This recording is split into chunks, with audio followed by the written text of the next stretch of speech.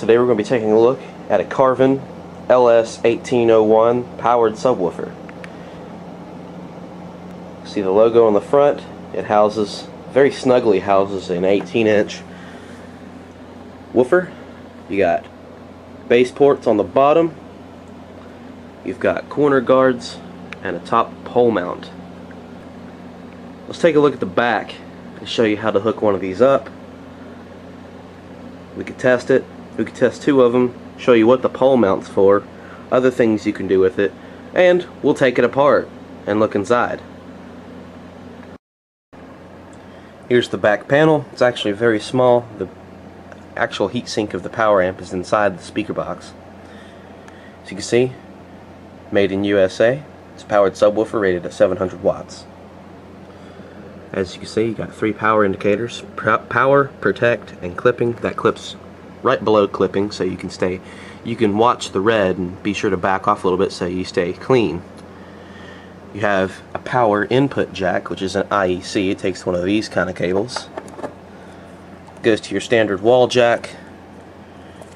This can operate from 90 to 250 volts AC, 50 hertz or 60 hertz.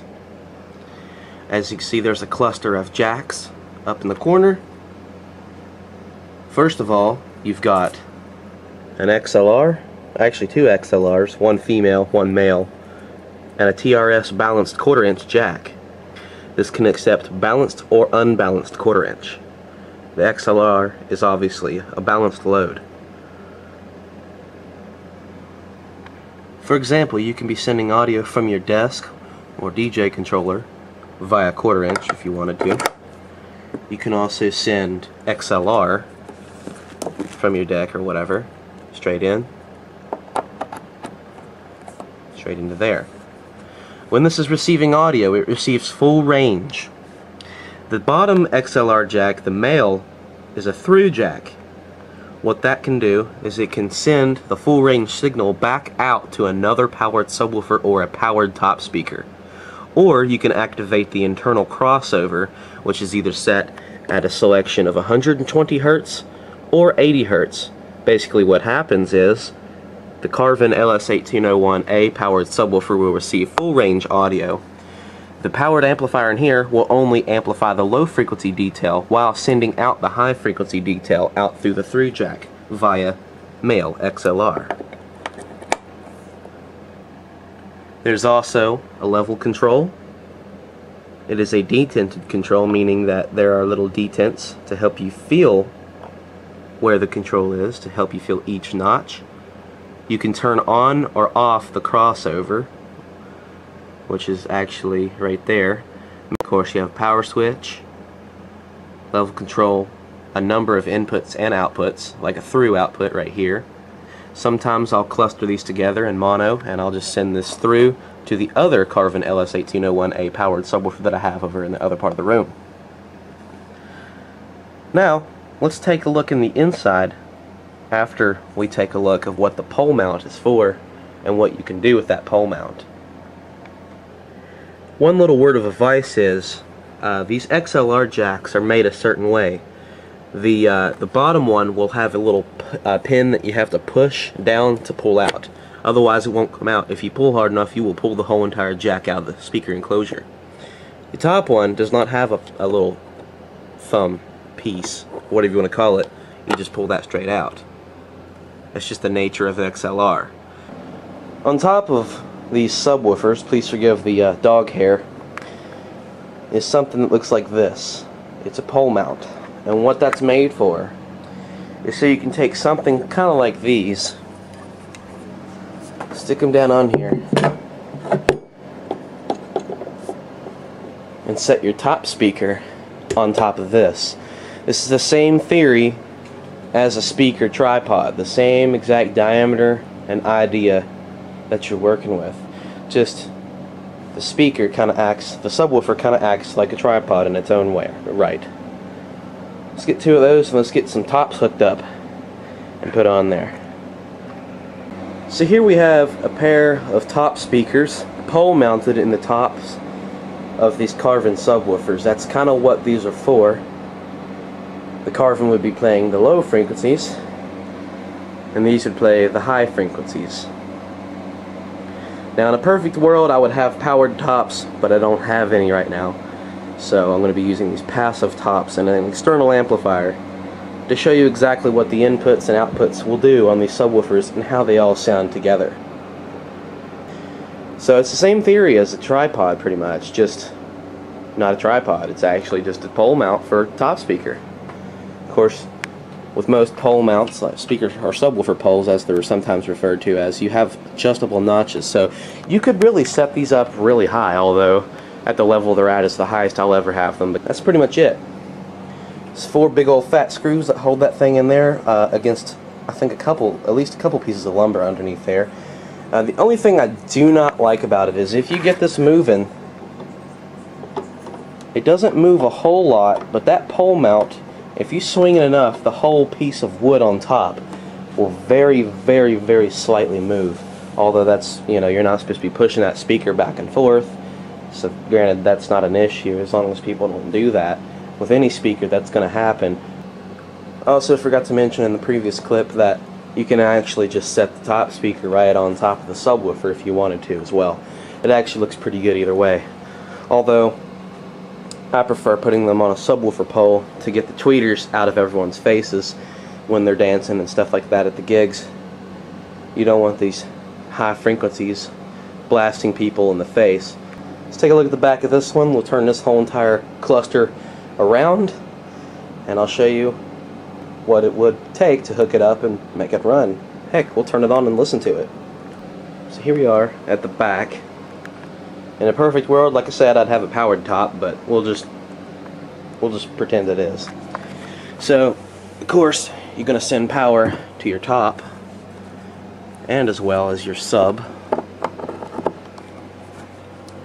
You're also going to send in audio from whatever source you're working with.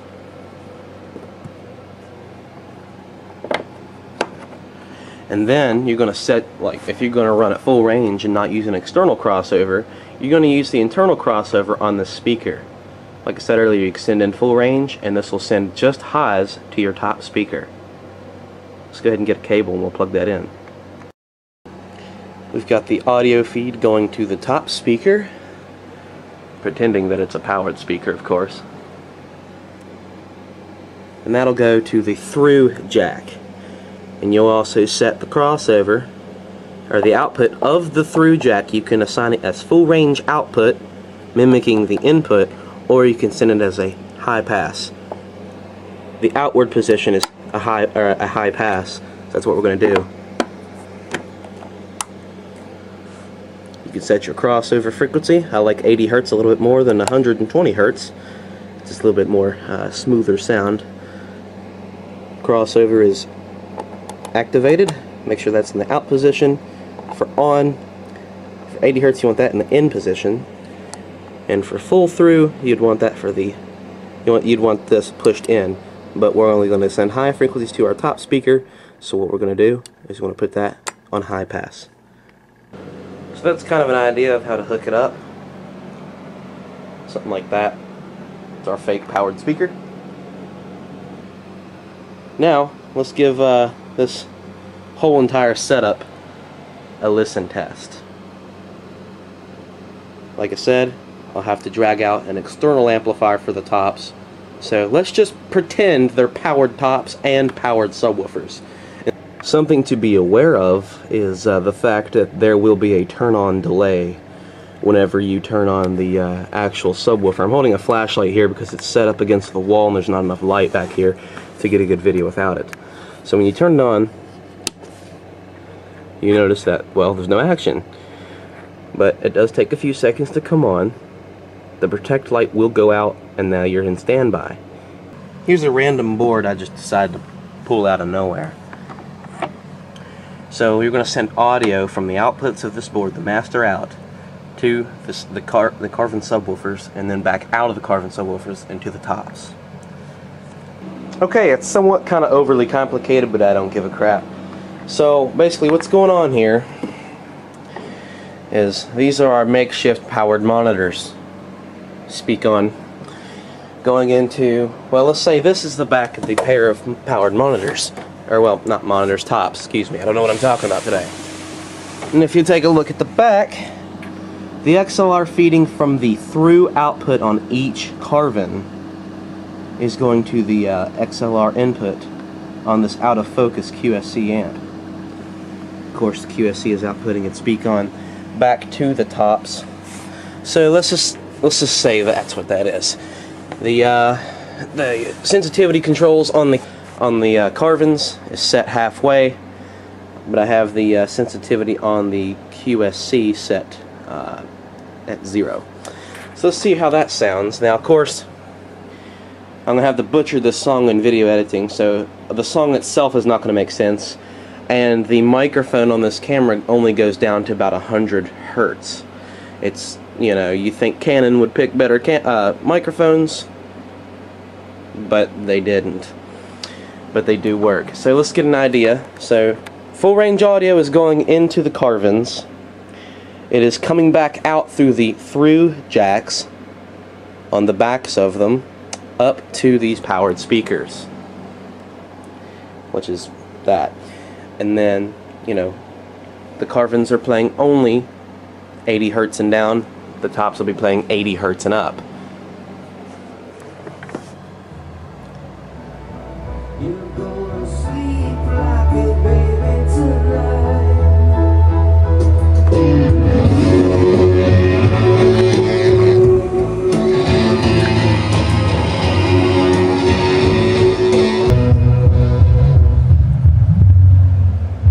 There's the Carvins on their own. So they're working great. They sound good, and I'm not even putting an EQ into the equation. If this was a live sound gig, there'd be an EQ put in between the mixer and the sound system. EQ sets, nothing on the board that's set high or low, nothing on the iPhone 4 that's, you know, equalization or anything like that. It's all going straight through.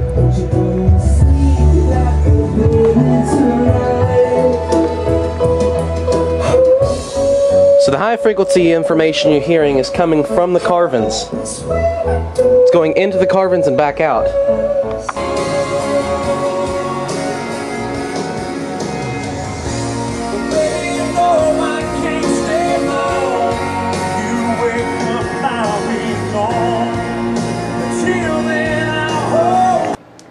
Now that I'm done fooling around and playing music and stuff, let's take the front grille off this and see what the actual speaker looks like, and then we'll take it out. And then we can take a look at the construction of the box, what's inside, and see if we can get a closer look at the amplifier. A few screws later, can pull the grille off. Wow, it's quite impressive to look at, even though it's a little dirty. It's definitely a big speaker. I mean, here's my hand in comparison to the actual driver. You can see we've got pretty tough cloths around. It's like an M-roll foam gasket if this was rear mounted. Stamped steel frame, paper dust cap, paper cone, and lots of dust that I need to clean out. See what the back of this driver looks like, and we'll get a better idea of the construction of this cabinet here in a few seconds. Speakers loosened up. It's not T-netted in there, it's just regular wood screws driven in straight into wood. It's not the greatest method, but for a lightweight woofer like this, that should be just fine. There's also no gasket behind here, but because it's a carpeted speaker cabinet, that's not really actually needed. Looks like a, what, 3 or 4 inch? That's a 3-inch voice coil. Pretty big spider. A very big magnet. Gosh. And we can see, this is one of the drivers that they sell online, actually, on their own website. It's a Carvin PS18, 500 watts, I guess, continuous, I would hope. It's rated for 700 RMS on the amp. So the amp has some headroom over the speaker. That's pretty decent. I like that. It's a very large vent as well. That's the amp. That's all there is to this whole entire thing. And as loud as these things are, and as much headroom as they have, that's literally where amplifier technology has gone. I'm going to turn on my iPhone flashlight here. It's the best I got. Get a little closer in there. Got a high frequency switching power supply. It rectifies the voltage right off the power line, I'm assuming, like most of them. What I really like that I'm seeing here is the fact that everything is siliconed in there. So these larger filter capacitors in the power supply don't rattle loose. Same thing with these other two here. And up there, especially around that transformer. There's a couple, what looks like a few X2 safety capacitors, those yellow blocks there. Either that or those could be relays, but I'm not entirely sure. I don't hear any clicking when I turn this on. There's a bridge rectifier, and those are name brand Nippon Chemicon filter capacitors. If anyone's in deep into electronics like I am, you'd know that that's a very reliable brand name of capacitor. But I am noticing that that's not. The rest of them seem to be somewhat generic, sort of, but they're not. They don't look terrible. As you can see from up here, here's some of the DSP circuitry. This is where the crossover and other components are. This is where the signal comes in and splits into lows and high frequencies, and also the pre-driver stage for the Class D amplifier chip that's under there. That's amazing how much power you can get out of that with just a little heat sink like that. It's crazy. And it's full of cotton insulation. Now the white stuff is what I added. The black is what was already there. I added a little bit more because that's just what I do. I do that to every speaker cabinet that I have. As you can see, this is the kind of material that's made out of, a nice heavy plywood.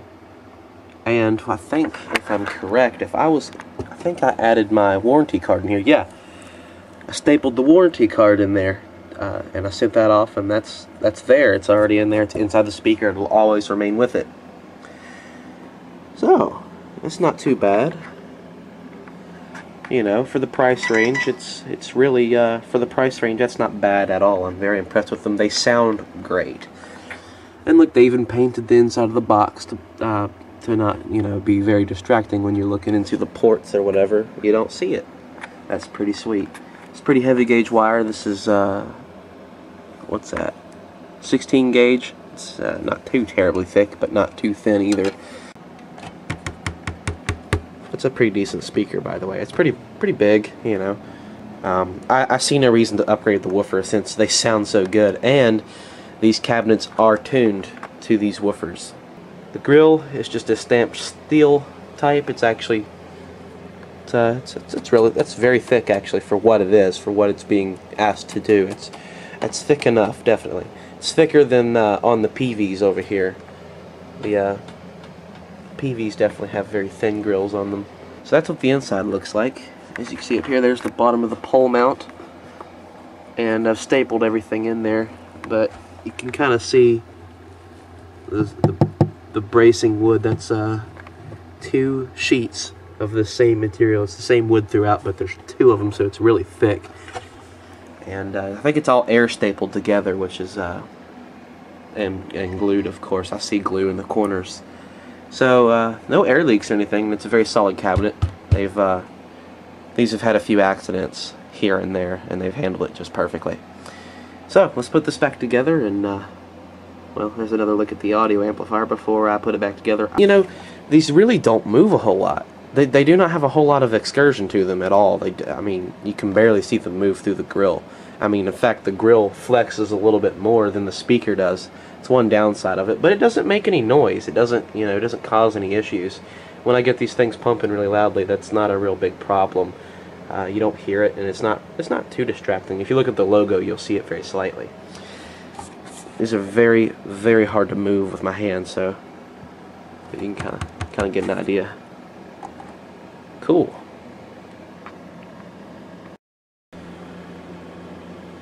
What's a subwoofer video without showing a little bit of excursion? Now this thing does move a little bit, but what it really does is produces a lot of bass. So I'm driving it directly off my phone. I'm going to have to bring this up because it's expecting a very highest signal level. Let's go to 25 Hertz.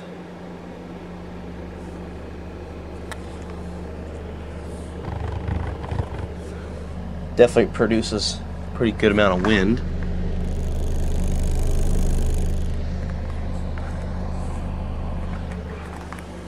Now this is where I get evicted. I'm going to bring the frequency up.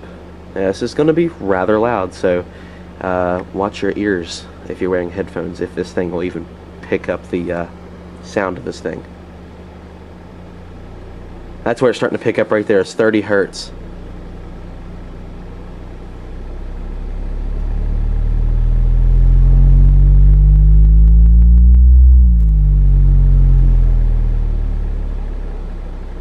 Gosh.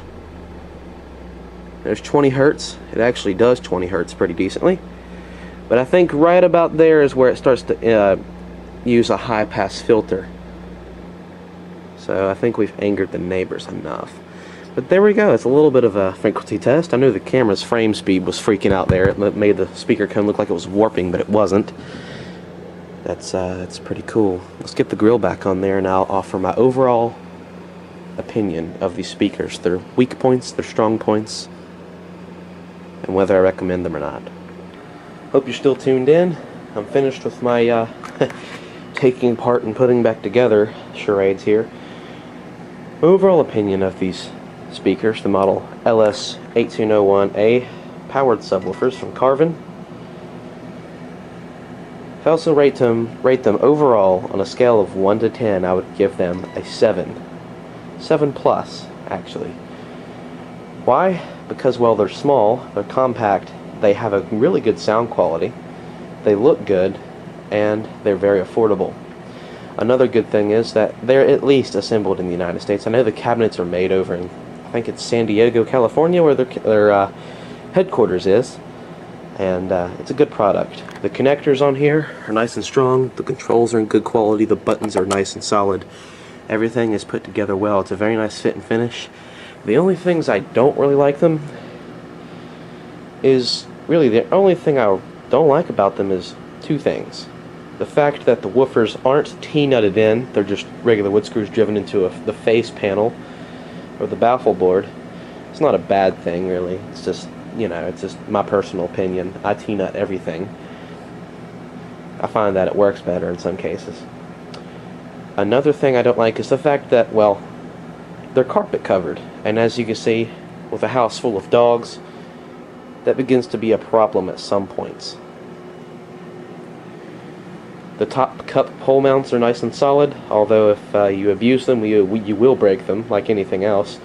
The corners, nice fit and finish. They're black. They're not very shiny. They're there, but they aren't to show off.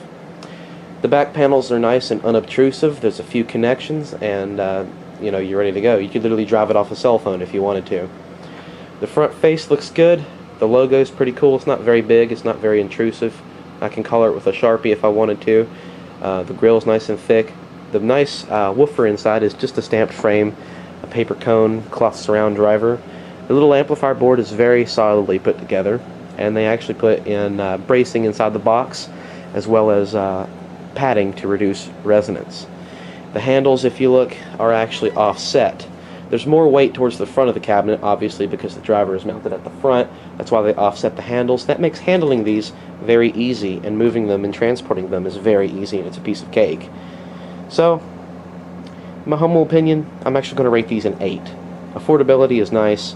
I think they were $1,000 for the pair shipped. Actually, no, I think it was more around $900 for the pair shipped, and they came here in a few days. They shipped very quickly, straight from San Diego, California. I like them a lot. I DJ with them quite a bit, and I do a lot of live sound with these for smaller gigs. For bigger gigs, I use the scoops and, well, this work in progress back here and over there, and the tweeters and stuff. I use the big system for that. So, frequency response range, I know they're very solid, well down into the low 30s. Probably about 30 Hertz is where they really begin to taper off. Below then, you really don't want to play anything because it's just not necessary.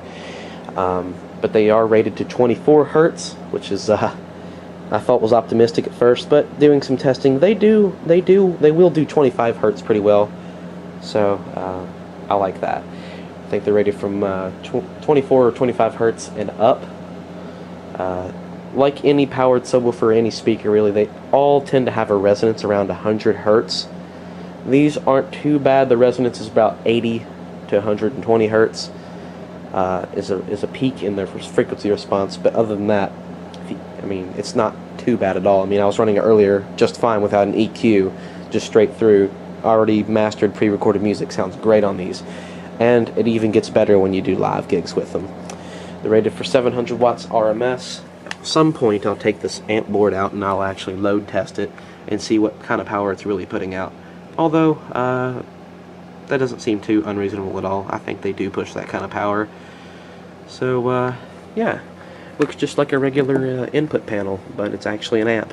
That's what I really like about it. People are like, those are amplified? Well, of course they are. So overall, I think they're very, very nice looking. They sound great. The cabinets are tuned very nicely. And they're not heavy either. They're, you know, they have some weight to them because they're not crappy MDF or anything like that. They're plywood. They're heavy to a degree, but they're very easy to move. Nice big handles. Corner guards are on there to protect in case you bang it against something. And there's a nice thick grill. It's really good. I love it. Thank you for watching. Hope this was informative to a few people who are looking into buying powered subwoofers or just wanting to spend some money on something that's a good product. I definitely recommend the Carvin LS1801A, and hope to see a video response posted if you have these, or if you have another LS series speaker, definitely post a video response. I also hope this video might get a hold of the attention of people at Carvin. That'd be kind of cool, wouldn't it? Thank you for watching. In USA, it's a powered subwoofer rated at 700 watts. As you can see, you got 3 power indicators: power, protect, and clipping. That clips right below clipping, so you can watch the red and be sure to back off a little bit so you stay clean. You have a power input jack, which is an IEC. It takes one of these kind of cables. Goes to your standard wall jack. This can operate from 90 to 250 volts AC, 50 hertz or 60 hertz. As you can see, there's a cluster of jacks up in the corner. First of all, you've got an XLR, actually 2 XLRs, one female, one male, and a TRS balanced 1/4 inch jack. This can accept balanced or unbalanced 1/4 inch. Now, let's take a look in the inside after we take a look of what the pole mount is for and what you can do with that pole mount. One little word of advice is these XLR jacks are made a certain way. The bottom one will have a little pin that you have to push down to pull out. Otherwise it won't come out. If you pull hard enough, you will pull the whole entire jack out of the speaker enclosure. The top one does not have a little thumb piece, whatever you want to call it. You just pull that straight out. That's just the nature of the XLR. On top of these subwoofers, please forgive the dog hair, is something that looks like this. It's a pole mount, and what that's made for is so you can take something kind of like these, stick. Today we're going to be taking a look at a Carvin LS1801 powered subwoofer. See the logo on the front? It houses, very snugly houses, an 18-inch woofer. You got base ports on the bottom. You've got corner guards and a top pole mount. Let's take a look at the back and show you how to hook one of these up. We could test it. We could test 2 of them, show you what the pole mount's for, other things you can do with it, and we'll take it apart and look inside. Here's the back panel. It's actually very small. The actual heatsink of the power amp is inside the speaker box. As you can see, made in XLR is obviously a balanced load. For example, you can be sending audio from your desk or DJ controller via 1/4 inch if you wanted to. You can also send XLR from your deck or whatever, straight in, straight into there. When this is receiving audio, it receives full range. The bottom XLR jack, the male, is a through jack.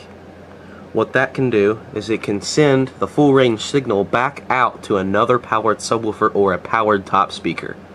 Or you can activate the internal crossover, which is either set at a selection of 120 Hz or 80 Hz. Basically what happens is the Carvin LS1801A powered subwoofer will receive full range audio. The powered amplifier in here will only amplify the low frequency detail while sending out the high frequency detail out through the through jack via male XLR. There's also a level control. It is a detented control, meaning that there are little detents to help you feel where the control is, to help you feel each notch. You can turn on or off the crossover, which is actually right there. Of course, you have power switch, level control, a number of inputs and outputs, like a through output right here. Sometimes I'll cluster these together in mono, and I'll just send this through to the other Carvin LS1801A powered subwoofer that I have over in the other part of the room.